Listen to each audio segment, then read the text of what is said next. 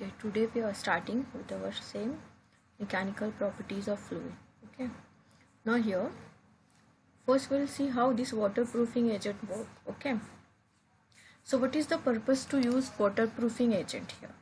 That is, we are using waterproofing agent to prevent the penetration of water into the walls or into the roofs. Okay, so why we are using here waterproofing agent? To prevent the penetration of water. Okay, so what this waterproofing agent does here actually? So these are the material which will create actually what the material will do when we are adding this material to the water. This will actually increase the value of angle of contact, that is it will shift the value from acute to obtuse value, so that surface tension of water will increase, and because as surface tension of that solution or material will increase the surface tension of water, so water will not penetrate into the walls. Okay, so what this waterproofing agent does there, they are actually increasing the surface tension, or you will call angle of contact value, right? That's why we are using waterproofing agent here. Now here what is the shape of liquid when we place the liquid on the surface of solid? Okay, so as we here spread some very small amount of liquid on the surface of solid, so either it will spread on the solid surface or it will actually make the droplet. Okay, that is depending upon the type of liquid, and that is depending upon the surface tension value of the liquid. Okay, so suppose we consider liquid spread on the surface of solid. Okay, so here we will consider the forces. Okay, now here actually there are three media which are in contact, that is solid, liquid and air. Okay, so we will consider pairing of all these three media. Okay, and forces for these pairing of media. Okay, now here you will draw tangent on the shape of the solid liquid which it is taking on the when it come in contact with the solid. Okay, so here suppose we consider this tangent as T3. Now here we are considering forces T1 and T2. So what are these forces here? Okay, now here T1 is the force in between solid and liquid. Okay, so T1 is the force due to surface tension at the solid and liquid interface. Okay, now here similarly T2, here this T2 is the force due to surface tension at the air and solid interface. Okay, so this T2 is the force due to surface tension at the air and solid interface. T3, this T3 is the force due to surface tension between surface tension at the air and liquid interface. Okay, at the liquid and air interface we will consider force due to surface tension, and that we are denoting it as T3. So these are the three forces which will act on these three media or interface of media. Okay, now here as you draw tangent T3 here, the angle between this T3 and this horizontal surface will be angle of contact, that is theta here. So as you are observing here, this is actually acute angle of contact. Okay, so when we consider liquid spread on the solid surface, angle of contact will be here acute. Okay, now as you balance the forces, because as we are observing here T1 and T2 both are in opposite direction. Okay, so you will balance the forces.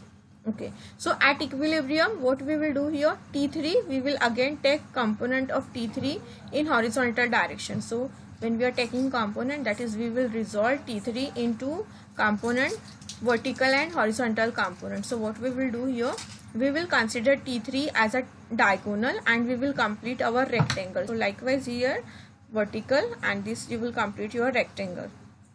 So as you join T3 here, this angle here at the base you will consider as 90 degree. So this T3 will become hypotenuse, and this is because adjacent side here. Okay, so you will define here for this right angle triangle 90 degree here, you will define cos theta. So cos theta is nothing but adjacent side divided by hypotenuse. So adjacent side will be equal to hypotenuse into cos theta. So your horizontal component of T3 will be T3 cos theta, right? Getting, no? Because we are writing formula for cos theta as adjacent side divided by hypotenuse. So adjacent side will be equal to cos theta into hypotenuse, right? So here horizontal component here will be T3 cos theta, right? Okay, so horizontal component of T3 is nothing but T3 cos theta, because this is adjacent side of T3. So here T3 and T1 will be in same direction now, and T2 will be in opposite direction. So at the equilibrium, when you are balancing the forces, you will consider T2 equal to T1 plus T3 cos theta, right? So this is your equation according to your figure, that is according to your vector diagram. Now if you are writing cos theta value here from this equation, we are getting it as T2 minus T1 divided by T3. Okay, similarly here for the second figure, when we consider when solid is here kept on the surface of liquid is kept on the surface of solid, it is taking the form of the droplet. Okay, so that is depending on the type of liquid, or you will call value of surface tension of liquid.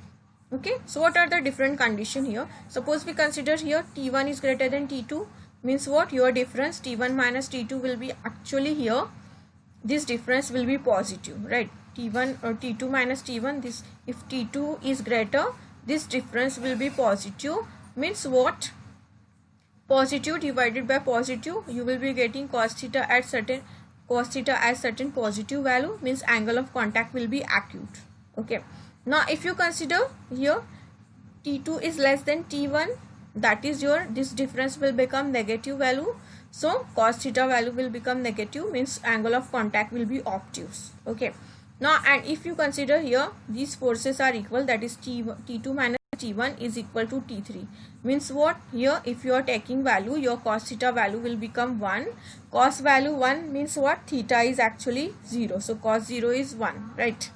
Now here suppose we consider this difference value, that is T2 minus T1 is greater than T3, means what? Here this greater than T3 means if you are dividing, you will be getting 1 point something, that is it will be greater than 1, and this is not possible for cos theta, because cos theta value always lies between 0 to maximum value 1, right? So this is not possible. Now next thing, if you consider here factors which is affecting here the value of angle of contact. So first thing here we can consider nature of solid liquid pair, because as we change the solid and liquid pair, the value of angle of contact changes. For example, for pure water and glass surface, angle of contact is 0. Okay,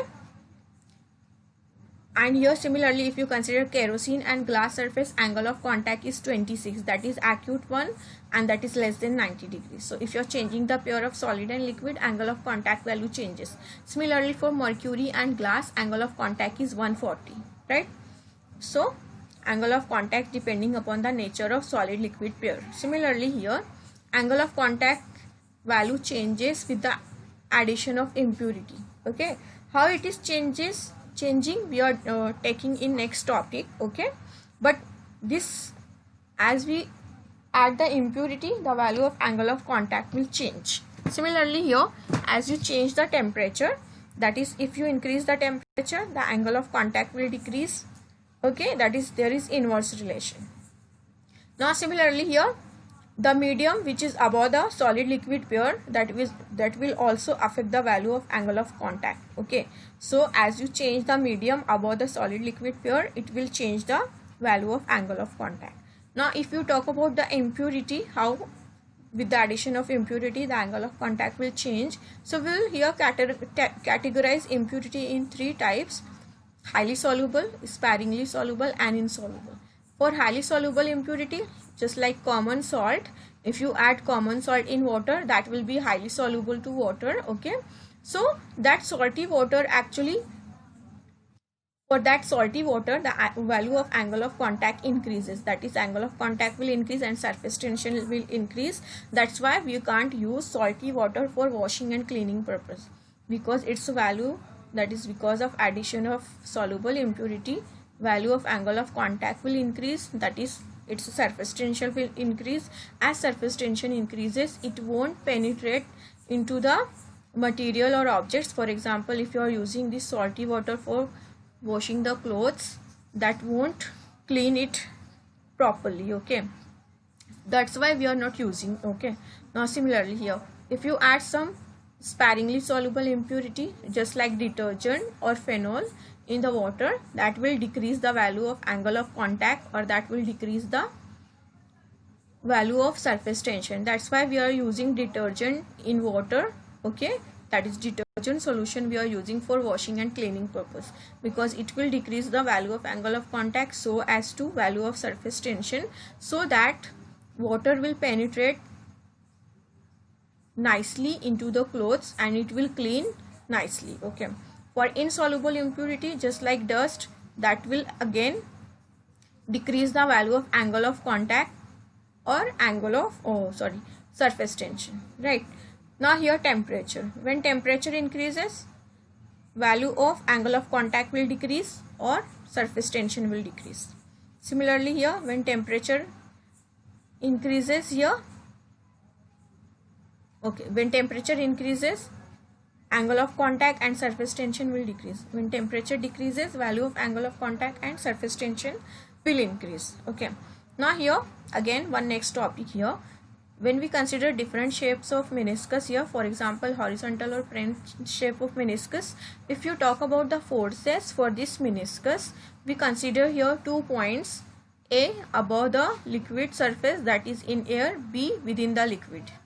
And this is the force. Ft is nothing but the force due to surface tension of solid liquid pair. Okay, so here what are the forces which will act for this plane type of meniscus? Okay, so resultant force here will be 0 because both forces are equal and opposite. So resultant force due to surface tension will be 0.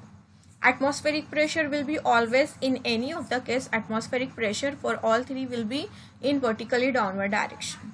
Pressure at A for plane shape, pressure at A will be equal to pressure at B, so that here meniscus will remain in the plane or horizontal shape. Okay, so meniscus shape is flat or horizontal. Now for convex meniscus, if you talk about here forces, so you are observing here these forces, so you can consider resultant force, that will be actually vertically downward direction. Okay, for the force which is acting due to surface tensions, so force will be in vertically downward direction. Similarly, atmospheric pressure will be in vertically downward direction. And pressure, if you talk about at point A and B, pressure at point A will be less, pressure at point B will be large. Why? Because this point A is towards the convex side, so pressure will be less. Point B is towards the concave side of the meniscus, therefore pressure will be large. And shape of meniscus will be convex. For concave shape of meniscus, if you consider here force due to surface tension, so this force, because these forces is actually, when you consider resultant force, it will be vertically in upward direction. Similarly, atmospheric pressure here will be vertically downward direction, will be in vertically downward direction. And pressure at A will be larger because it is concave side of meniscus. Pressure at B will be smaller because it is at convex side of meniscus, and shape of the meniscus will be concave here. Okay, so this is all about for today's lecture. For next lecture we'll continue with capillarity and its application. Thank you so much.